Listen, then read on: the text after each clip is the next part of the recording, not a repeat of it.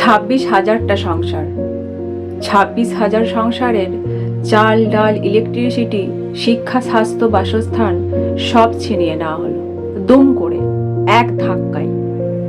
দুর্নীতি যারা সৃষ্টি করলো তারা বহাল তবিয়তে বসে রইল মসনদে। যারা লক্ষ কোটি টাকা দুর্নীতি থেকে উপার্জন করলো তাদের কোনো ক্ষতিই হলো না।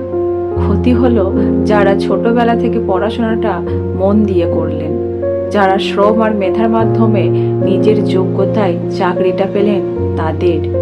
ক্ষতি হলো তাদেরও যারা লক্ষ লক্ষ টাকা দিয়ে দুর্নীতির মাধ্যমে চাকরিটা পেলেন আর ভাবলেন যাক বাকি জীবনটা সুনিশ্চিত হলো।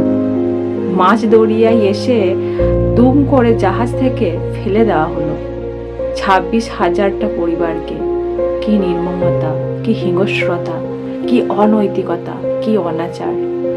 পশ্চিমবঙ্গে চলছে বিগত 14 বছর ধরে এই অনাচার। তবু আবার ভোট হবে এবং আবারও ওরাই জিতবে। আগের বারের থেকে আরো বেশি ভোটে জিতবে। আবার সারদা হবে, আবার নারদা হবে, আবার অভয়া হবে, আবার এসএসসি হবে।